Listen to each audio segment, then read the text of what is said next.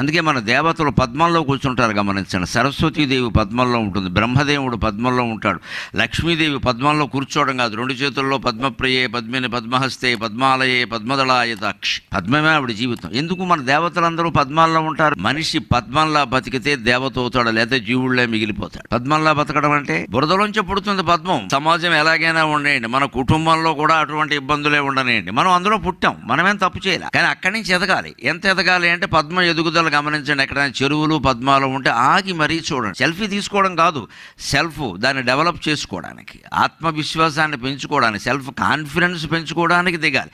Selfie తీసుకోవడం, పద్మంతో photo దిగానని అందులో పెట్టడం, వావ్ అని ఒకడన్నాం, బ్రేవ్ అని ఒకడన్నాం, ఏంటి అధవస్ అంతా. వాడెవడో బొట్టన వేలు పేకెత్తి, వీడెవడో చిటికిన వేలు పేకెత్తి, వేళమే ఆధారపడి మన జీవితాలు నిలబడతాయా?